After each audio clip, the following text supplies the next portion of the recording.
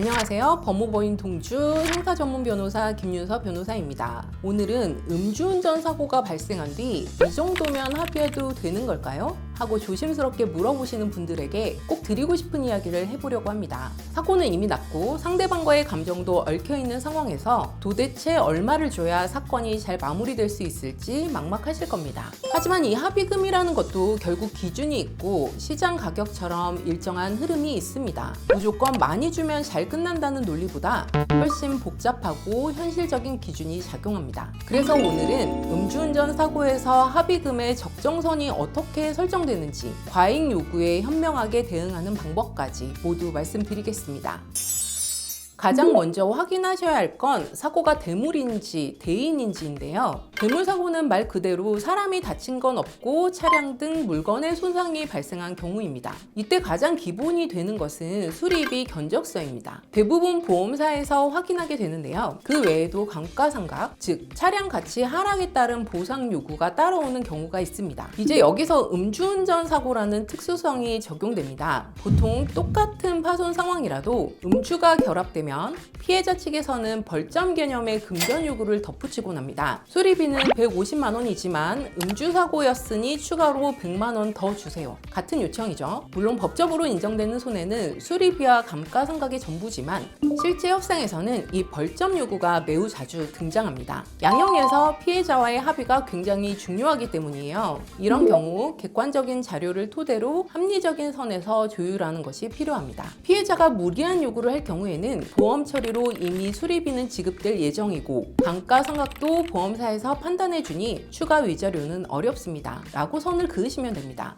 합의가 감정 싸움으로 번지지 않도록 감정이 아니라 숫자로 대화하셔야 합니다. 진짜 문제가 복잡해지는 지점은 차량이 아니라 사람이 다쳤을 때입니다. 물적 피해는 보험 기준으로 정리되지만 대인사고는 피해자의 몸과 생활이 기준이 되기 때문에 그때부터 합의금은 감정과 협상의 영역으로 들어갑니다. 여기서 가장 먼저 확인해야 할 것이 진단서에 적힌 전치 주수입니다. 전치 2주인지 4주인지 8주인지 이 숫자가 피해자의 부상 정도를 판단하는 출발선이 되기 때문입니다. 물론 이 숫자 하나로 합의금이 바로 결정되는 것은 아닙니다. 하지만 실무에서는 이 전치 주수가 기본 단가표처럼 작동하기도 합니다. 전치가 짧으면 합의금 이야기가 소액에서 시작이 되고 전치가 길어질수록 요구 금액의 단위가 달라지는데요. 일반적으로 전치 주수에 따라 주에 약 100만 원 이상의 선이 거론됩니다. 전치 6주에서 8주 이상이 되면 500만 원에서 1천만 원 이상을 요구하는 것도 드문 일은 아닙니다. 참고로 이 범위는 정해진 것이 아니라 보험사와 법조계에서 형성된 관행에 가깝다는 점 알아주세요. 하지만 여기서 많은 분들이 오해하는 부분이 있습니다. 전치 4주가 나왔다고 해서 무조건 300만 원을 줘야 하는 것은 아닙니다. 합의금은 진단서에 적힌 전치 몇 주보다 그 이후 실제로 얼마나 치료를 받았고 일상생활에 어떤 영향을 받았는지가 더 크게 작용합니다. 전치 4주라도 통원치료 2번 받고 끝났다면 실제 몸 상태는 가벼운 염좌 수준일 가능성이 높고 이 경우에는 300만 원 요구는 과할 수도 있어요. 반대로 전치 2주가 나왔더라도 매일 병원을 다니며 물리치료를 받고 목이나 허리 통증 때문에 회사에 출근하지 못했다면 합의금이 150만 원이나 200만 원까지 올라가는 것도 충분히 가능한 구조라는 것이죠. 여기에 피해자의 직업과 소득이 얹히면 협상은 더 어려워질 수 있다는 점은 명심하세요. 연봉이 높은 직장이나 하루 벌어 하루 먹는 자영업자 프리랜서의 경우 치료로 일을 쉬게 되었다는 이유로 소득 손실을 함께 요구하는 경우가 많습니다. 실제로 법적으로 그 손실이 전부 인정되는 경우는 많지 않지만 합의 단계에서는 이 주장이 압박 카드로 작용합니다. 상대방은 당신 때문에 내가 이만큼 손해를 봤다는 말을 앞세워 심리적으로 밀어붙이기 때문에 준비 없이 대응하면 불필요하게 높은 금액을 수용하게 되는 경우도 적지 않습니다. 그래서 대인사고 합의는 단순히 전치 몇 주냐로 계산하는 문제가 아니에요. 진단서 숫자를 바탕으로 치료 내역과 통원 기록 그리고 직업적 손실이 묶음으로 엮여 금액이 만들어집니다. 이 구조를 이해하지 못하면 피해자의 요구에 끌려다니게 되고 이 구조를 알고 있으면 과장된 요구를 걸러낼 수 있는 기준이 생깁니다. 그리고 사고가 100% 내 잘못이 아닐 수도 있습니다.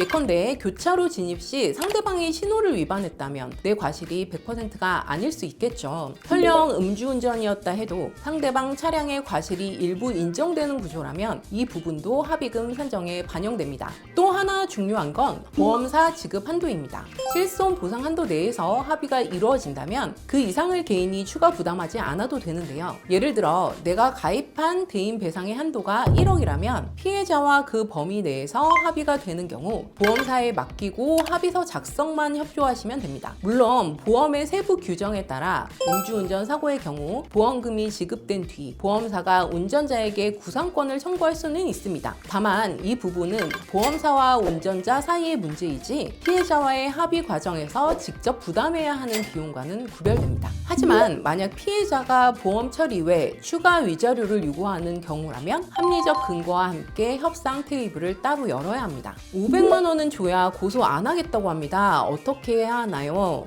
이런 질문 정말 많이 받습니다. 실제로 전치 2주인데도 억 단위의 위자료를 요구하는 경우도 있습니다. 여기서 가장 중요한 건 지금 단계에서 이 금액이 과한지 아닌지를 판단할 수 있느냐입니다. 제가 상담 드릴 때 가장 먼저 확인하는 게 진단서와 치료 내역, 입원 기록입니다. 그리고 바로 묻죠. 실제 치료는 얼마나 받으셨나요? 가해자 입장에서 상대방에게 이런 질문을 직접 하기는 부담스러울 수 있습니다. 하지만 현실적으로 피해자가 실제로 어느 정도의 치료를 받았는지는 의외로 큰 기준이 됩니다. 다만 가해자가 피해자에게 직접 이런 내용을 묻는다면 피해자 입장에서는 불쾌하게 느껴질 수 있겠죠. 이럴 때일수록 제3자인 변호인을 통해 객관적이고 정제된 방식으로 조율을 진행하는 것이 중요합니다. 실제로 진단은 4주인데 치료는 2번밖에 안 받았다면 위자료를 억 단위로 요구하는 건 설득력이 없습니다. 그럴 경우 변호인을 통해 불성실 진단에 기반한 과다 청구라는 입장을 명확하게 전달하고 협상 테이블에서 정리하는 게 맞습니다. 합의는 해야 하지만 무조건 굴복할 필요는 없습니다. 합의는 마무리가 아닙니다. 영화나 드라마에서 합의만 하면 뭐든지 해결될 것 같이 표현이 사용되다 보니 헷갈리시는 분들이 많은데요. 오히려 형사 절차에서는 시작일 수도 있습니다. 그래서 합의할 때는 다음 사항을 꼭 점검하셔야 합니다. 첫 번째, 형사 합의서 양식입니다. 합의서에는 단순히 금액만 적는 게 아니라 처벌 불원 의사 표현이 명확히 들어가야 합니다. 추후 이 사건에 대해 어떠한 민형사상 책임도 묻지 않겠습니다 라는 문구가 반드시 포함돼야 하죠. 두 번째는 현금 이체 내역을 보관해 두는 것입니다. 현장에서 현금을 주고 끝냈다는 경우가 있는데요. 나중에 입증이 되지 않으면 상대방 측에서 받은 적 없다고 주장할 가능성이 있습니다. 그러니 반드시 계좌 이체 내역 또는 영수증을 보관하셔야 합니다.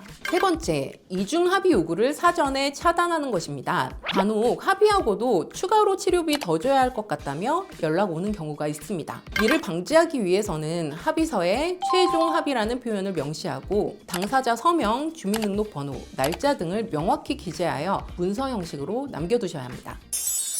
오늘은 적절한 음주운전 합의금에 대해 알아보았습니다. 합의라는 건 언제나 부담스러운 일이죠. 하지만 이건 감정이 아니라 구조로 접근해야 하는 문제입니다. 혹시 지금 당장 상대방이 금액을 제시해왔고 이걸 줘야 끝나는 것이 아닐까 하고 고민 중이시라면 잠시만 멈추고 오늘 말씀드린 기준을 차분히 점검해보세요. 만약 혼자 판단하기 어렵다면 그 판단의 기준을 법률 전문가와 함께 고민해보세요. 도움이 필요하실 땐 언제든 법무법인 동주로 연락 주시고요. 그럼 저희는 다음에도 유익한 내용으로 돌아올게요. 감사합니다.